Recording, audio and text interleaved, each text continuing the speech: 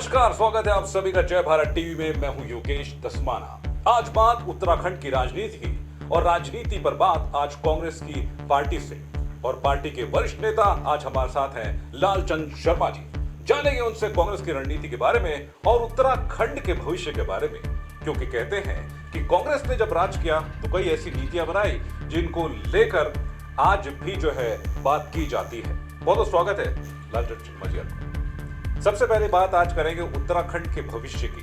आज उत्तराखंड का भविष्य डबल इंजन की सरकार के हाथों में है। क्या लगता है कि जो कांग्रेस ने अपने कार्यकाल में किया था, आज उत्तराखंड में वही बीजेपी की डबल इंजन सरकार कर पा रही? देखिए, भारतीय जनता पार्टी ने जो वादे जनता के साथ किए थे कि आप डबल इंजन की हमें सरकार दीजिए, हम आपको जो है विकास देंगे, और आज लगभग 4 साल होने वाले हैं और ये सबके सामने अब आ भी चुका है कि 4 साल के अंदर उत्तराखंड राज्य आज कहाँ पिछड़ के जा चुका है। क्योंकि विकास की जब बात करते हैं तो उत्तराखंड राज्य के अंदर जो योजनाएं कांग्रेस सरकार ने चलाई थी, आज उन योजनाओं पे अमल नहीं हो रहा है। बहुत सारी पेंशनें जो हैं लागू की थी हमारी सरकार ने, वो आज पेंशनों को बंद कर दिया गया है। लगातार कांग्रेस सड़कों पे इस बात को कहती रही है कि अब डबल इंजन की सरकार है। जो वादे आपने जनता के साथ किए थे, आपने वादा किया था हम बेरोजगारी दूर करेंगे, कहीं बेरोजगारी दूर नहीं।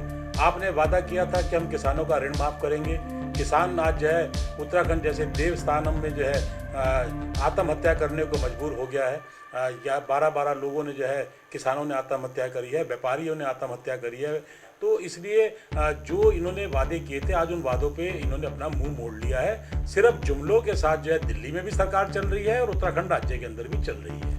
ऐसे में कहा जाता है कि एक मजबूत विपक्ष जो है सरकार की घड़ी घड़ी परीक्षा लेता है, लेकिन उत्तराखंड के लिहाज से क्या माना जाए? क्या विपक्ष की भूमिका कांग्रेस जो है अच्छे तरीके से निभा रहा है? क्योंकि लगातार बीजेपी एक बात कहती है कि हमें एक मजबूत विपक्ष नहीं मिला। देखिए, मजबूत विपक्ष उनके सामने है। जब कांग्रेस के लोग आवाज़ उठाते हैं तो उनके ऊपर मुकदमे कायम होते हैं। तो इसलिए आज भी अभी एक मामला हमने आपके संज्ञान में भी डालना चाहूँगा कि उत्तराखंड पावर कॉरपोरेशन ने एक बहुत बड़ा घोटाला लगभग 80 करोड़ रुपए का जो है हुआ है।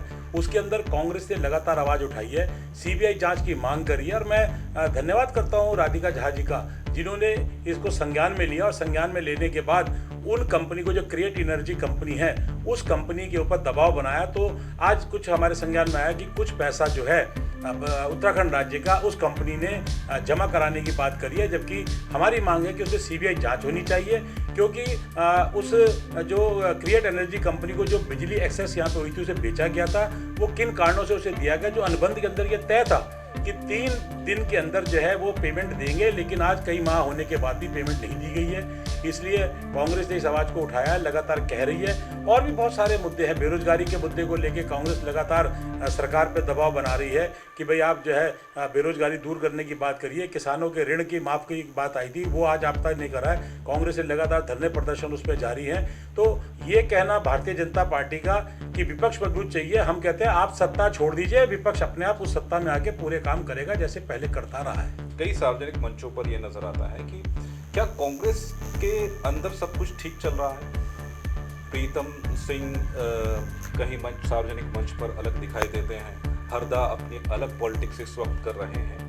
ये जो एकजुटता होनी चाहिए इस वक्त बहुत जरूरी है, क्योंकि 2022 में जो है आपकी भी एक अग्नि परीक्षा होने वाली है उत्तराखंड में। देखिए, कांग्रेस एक है, हमारे सभी वरिष्ठ नेता अपने अपने तरह से जो है कांग्रेस की नीतियों को, रीतियों को जनता के बीच में लेके जा रहे हैं। और जो वादे जनता के साथ कांग्रेस ने पहले किए थे, उन वादों के ऊपर काम करने का काम आज भी हम सरकार में नहीं है, लेकिन हम उस पर काम कर रहे हैं। हमारे सभी वरिष्ठ नेतागण लगातार जनता के संपर्क में हैं और पूरे प्रदेश के अंदर, चाहे हमारे पूर्व मुख्यमंत्री जी हों, हमारे प्रदेश अध्यक्ष जी हों, हमारे नेता प्रतिपक्ष हों, लगातार जो है चाहे वो किसानों की बात हो, चाहे बेरोजगारों की बात हो, चाहे स्वास्थ्य संबंधी बात हो, चाहे बिजली पानी की बात हो, सब लोग लगातार इन आवाज़ को उठा रहे हैं और एक मजबूत कांग्रेस को जो है जनता के सामने हम लोग लेके जा रहे हैं। तो क्या एक मंच पर अब सभी नजर आने वाले हैं? हमेशा एक मंच पे रहे हैं, कोई किन्हीं कारण से नहीं आया होगा। हो सकता है कि कोई किसी का प्रोग्राम दिल्ली में लगा हुआ है, किसी का अल्मोड़ा में लगा हुआ है। लेकिन अभी पिछले दिनों भी कांग्रेस भवन के अंदर एक किसानों का कार्यक्रम हुआ, उसके अंदर सारे लोग उसके अंदर मौजूद थे। उससे पहले भी लगातार जो है कई कार्यक्रम जो है हुए हैं, जिसके अंदर सारे हमारे वरिष्ठ नेता उसके अंदर शामिल हुए हैं। हमारे पूर्व विधायक, पूर्व मंत्री, हमारे पूर्व सांसद, हमारे विधायकगण लगातार जो है कांग्रेस की नीति और रीतियों को जनता के हित में ले जाने का काम कर रहे हैं। लेकिन आपके समक्ष एक बड़ी चुनौती अब जो है, एक नई चुनौती आकर खड़ी हो गई है, आम आदमी पार्टी। क्या मानते हैं कि आम आदमी पार्टी बीजेपी कांग्रेस के लिए एक बड़ी चुनौती बनकर उभरने वाली है 2022 के चुनाव? देखिए, पार्टियां उत्तराखंड राज्य के अंदर पहले भी बहुत बनी हैं और कई पार्टियों ने रोज अपने तालमेल करे गठबंधन भी बनाए हैं। लेकिन जहाँ तक कांग्रेस की बात है, कांग्रेस हमेशा अपनी नीतियों को लेके, जनता के विकास को लेके, जनता की जो दिक्कतें उन्हें दूर करने का प्रयास करके कांग्रेस हमेशा जो है लड़ती रही है और आगे भी लड़ती रहेगी। जहाँ तक आपने कहा आप पार्टी की बात है, तो आप पार्टी कोई नई पार्टी नहीं है। पहले भी उत्तराखंड राज्य के अंदर वो अपना भविष्य तलाशती रही है और आज भी वो अपना भविष्य तलाश रही है। लेकिन ऐसे में आसान लगता है, क्योंकि जिस तरीके से आम आदमी पार्टी की चर्चा इस वक्त उत्तराखंड में है, उसको लेकर यह कहा जा रहा है कि बीजेपी को नहीं लेकिन कांग्रेस को बड़ा नुकसान आम आदमी पार्टी पहुंचा सकती है। नहीं, ऐसा नहीं है बिल्कुल भी, क्योंकि चर्चा होना कोई बुराई नहीं है। चर्चा होनी चाहिए। जो लोग राजनीतिक पार्टियां होती हैं, चर्चा सीपीएम की भी होती है, सीपीआई की भी होती है, यूकेडी की भी होती है। लेकिन चर्चा के बाद जब रिजल्ट आता है तो सबके सामने आता है कि कहाँ खड़े हैं ये लोग। तो ऐसा तो नहीं कि जो गलती बीजेपी और कांग्रेस ने दिल्ली में दोहराई है, वही जो है गलती कहीं उत्तराखंड में कांग्रेस और बीजेपी न कर रही हो? क्योंकि उस वक्त भी आम आदमी पार्टी को यही सोचा गया था कि आम आदमी पार्टी है, कोई भी पार्टी आती है, बनती है, उसके बाद चली जाती है। कांग्रेस कोई गलती नहीं करने जा रही है। कांग्रेस का विचारधारा बड़ी स्पष्ट है कि उत्तराखंड राज्य को विकास की ओर लेके जाना है। उत्तराखंड राज्य की जो भौगोलिक परिस्थितियां हैं, जिसके अंदर आज कई सारी चीज़ों की दिक्कतें आ रही हैं, उन्हें दूर करने का काम जैसे कांग्रेस की सरकार रही है, चाहे तिवारी जी का शासनकाल रहा हो या हरीश रावत जी का शासनकाल रहा हो, विजय बहुगुणा जी का शासनकाल रहा हो, तो कांग्रेस ने लगातार उत्तराखंड राज्य को विकास की ओर अग्रसर करने का काम किया है। और आज उत्तराखंड राज्य के अंदर जो औद्योगिक क्षेत्र दिख रहा है, पर्यावरण के लिए जो भी काम करा है या जो है बेरोजगारों के लिए काम किया है, वो कांग्रेस की देन है। उसी के ऊपर आज हमारे तो ये है कि जो सरकार बैठी है, कम से कम उस काम को वो संभाल ले, जो कांग्रेस ने छोड़ा है उसे कम से कम संभाल तो ले। लेकिन आज क्या है कि उद्योग पलायन करने जा रहे हैं। आप देखिए कि आज इंडस्ट्री एरिया में अगर आप जाएंगे तो बहुत सारे उद्योग बंद हो चुके हैं या उन्होंने पलायन करने का काम किया, क्योंकि आज जो सरकार है उनको वो मदद नहीं कर पा रही है जो कि इस डबल इंजन की सरकार को करनी चाहिए थी। डबल इंजन की सरकार की आप लगातार बात कर रहे हैं, आपसे ये भी जानना चाहेंगे, क्योंकि अभी के लिहाज से क्या माना जाए कि बड़ा एजेंडा जो है 2022 में कांग्रेस के लिए क्या होने वाला है? क्योंकि अभी से जो है सभी अपनी राजनीतिक जमीन तलाश रहे हैं। ऐसे में कांग्रेस किन बड़े मुद्दों के साथ जो है आने वाले 2022 के चुनाव में जाने वाली? देखिए, कांग्रेस का एजेंडा बड़ा स्पष्ट है। कांग्रेस का एजेंडा है कि उत्तराखंड में बेरोजगारी दूर हो, उत्तराखंड से पलायन रुके, उत्तराखंड राज्य को जो है विकास की ओर अग्रसर करे, उत्तराखंड राज्य के जो है औद्योगिक क्रांति आए, उत्तराखंड राज्य के अंदर जो शिक्षा का हब बनाया, वो शिक्षा का हब जो है वो सुचारू रूप से चल सके, उत्तराखंड राज्य की जो स्वास्थ्य की सेवाएं हैं वो बहाल हो सके, उत्तराखंड राज्य के अंदर जो आज विद्युत के अंदर आपूर्ति के अंदर से लेके और अनियमितताएं बढ़ती जा रही हैं, उन्हें दूर करने का काम किया जाए।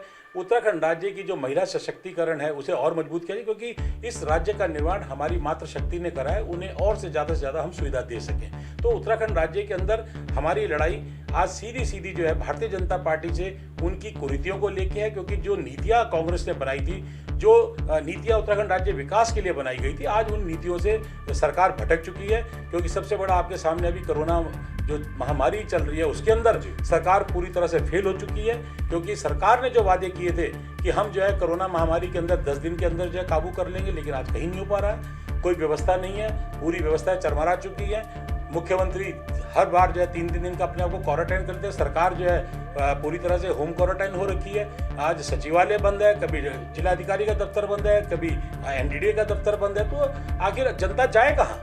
आप जो है जो सुविधा जनता को इस समय देनी चाहिए थी वो आपने नहीं दी। स्कूल के बच्चों की फीस माफ होनी चाहिए थी, वो तो आपने करी नहीं। लेकिन केंद्र में बैठी हुई सरकार बड़े बड़े जो सरमाएदार है उनका टैक्स माफ कर रही है, लेकिन स्कूल की फीस माफ नहीं कर सकती है।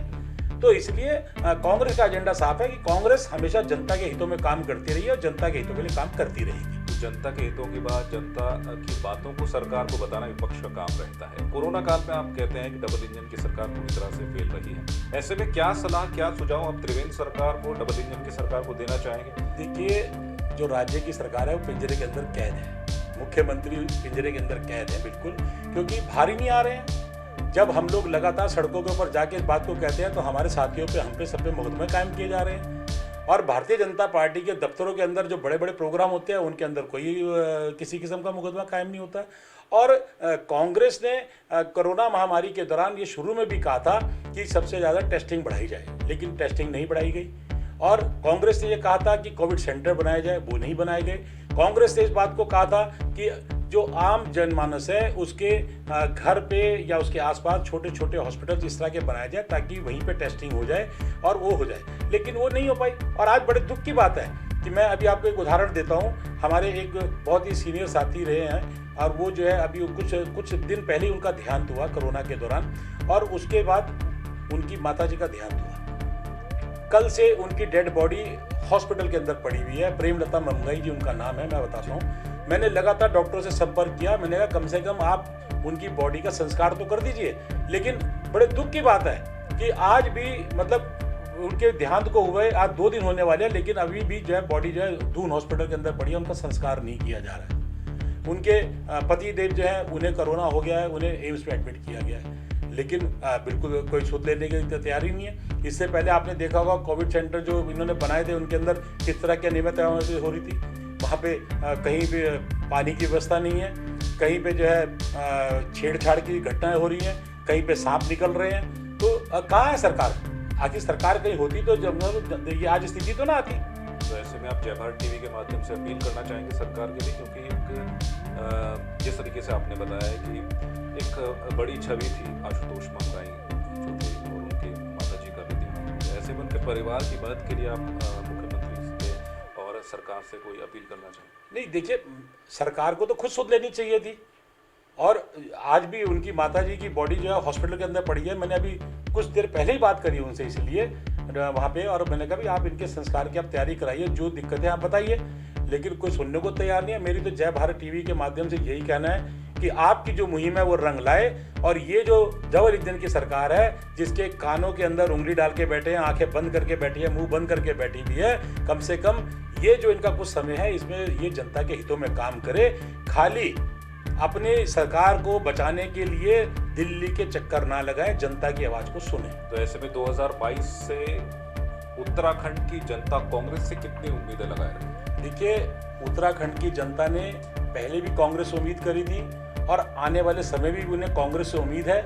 और मैं उत्तराखंड की जनता का धन्यवाद करना चाहता हूं इस बात के लिए कि भले ही हम कमजोर हैं, लेकिन उन्होंने आज भी हमें ताकत देने का काम किया है। मैं उनका शत नमन करता हूं इसलिए क्योंकि उन्होंने हमेशा इस बात को कहा है कि कांग्रेस की जब सरकार रही है उत्तराखंड राज्य विकास की ओर अग्रसर हुआ है।